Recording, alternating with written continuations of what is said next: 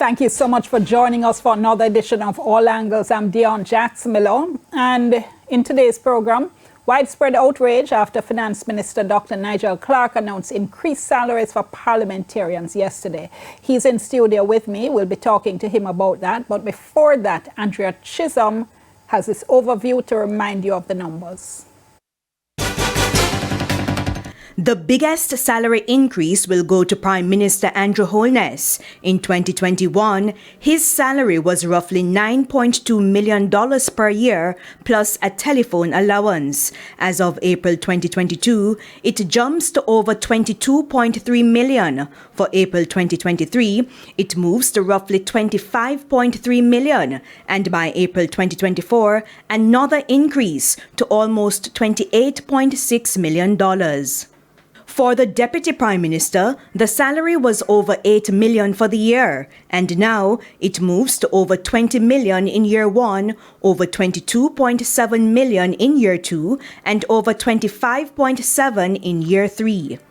For Finance Minister Dr. Nigel Clarke, his salary was over $7.4 million for the year, plus the telephone allowance and housing of roughly $285,000.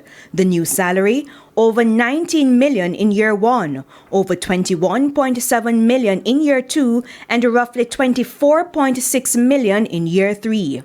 Now to Opposition Leader Mark Golding. He also got the housing and telephone allowances, and the April 2021 salary was over $8 million for the year. As of April 2022, he will get over $20 million. In April 2023, over $22.7 million, and by April 2024, over $25.7 million.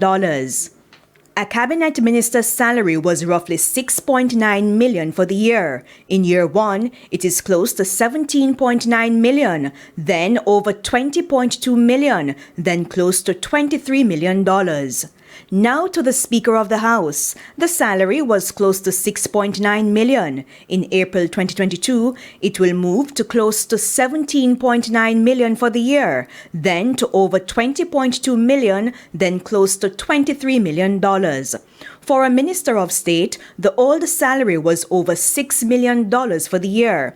It now moves to over $14.2 million, then over $16.1 million, and close to $18.3 million. A regular parliamentarian would make over $4.3 million for the year in salary. It will now move to over $11 million in year one, then over $12.5 million, and over $14.2 million.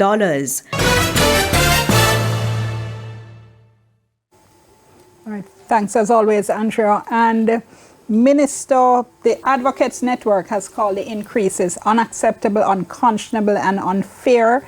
There's been, as I mentioned, wide-scale outrage. Let me just share just a few social media comments. They're wholly. Gerald says disproportionate compared to what civil servants got, very self-serving.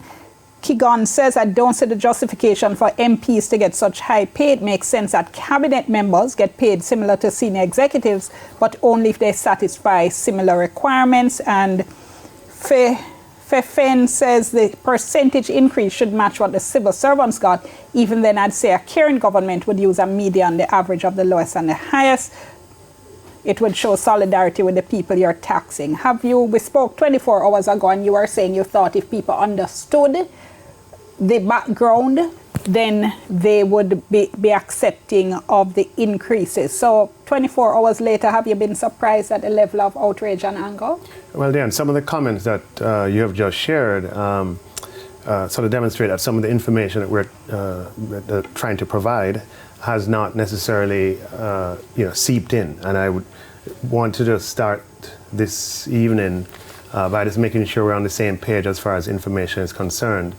What you describe as increases for parliamentarians and ministers has happened in the context of a broad public sector restructuring, compensation restructuring, where that was evidence-based and market-led.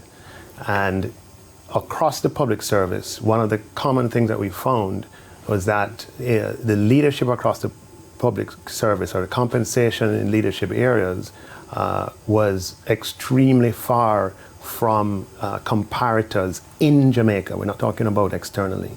And a what the compensation restructuring was able to achieve, and it's a restructuring, it's not an increase. In a salary increase, everybody gets the same thing. It's a restructuring, it's recomposing compensation in a way that allows us to attract and retain.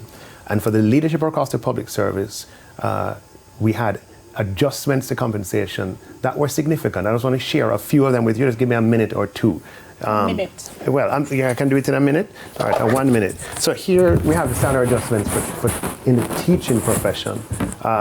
For principals of the largest secondary schools, they were paid at 2.9 million to 3.4 million. As of April 1st, 2023, they're at 8.5 to 10.9. For principals of the smallest secondary schools, 2.2 to 2.6 to 5.6 to 7.2. For principals of the largest primary schools, from 2.4, let's just look at the starting, 2.4 to 7. For principals of the smallest primary schools, from 1.7 to 5.6. And I'm that's just actually glad you brought that up, because I remember you making that point during the negotiations, but it sounds to me as if you hadn't picked up or you don't understand that there is significant, I'm referring to that, that there is in fact significant anger within those sectors as well, because of what is seen as a huge disparity in what the people at the top have got compared to the people lower down. Absolutely. And I can address that. I can address that, but allow me to present. Point doesn't appease anybody who is upset at the parliamentarian salaries. Unless you don't understand the point I'm making. The point I'm making is that the adjustments in salaries for parliamentarians and ministers occurs in the context of adjustments to salaries for the leadership levels across the public sector. I understand. And then we can, the point I was making though is that the concern is that those adjustments as a whole were inequitable in relation to what is now the gap between the leadership and the rest of the once I present it, I'd love to have a chance to address that. In the nursing profession, I'm having the two top levels. The same if you were to go with the top 3 or top 4 out of 8. The persons were at 3.5 to 4.2 million, and now at 9.2 to 10 million. The level 7 from 3 to 3.6, now at 8.2 to 9.5 million. Minister, you're not comparing, as a colleague of mine likes to say, mangoes and mangoes. You're not, because what you're doing is showing us, for instance, you're showing us nurses, you're showing us teachers, you're going to show us lawyers in a moment, you're probably going to show us judges, you're going to show us what else you have. And the concern is that you are showing us the salaries of highly qualified professionals, and you're comparing it to cabinet ministers. Allow me to show it.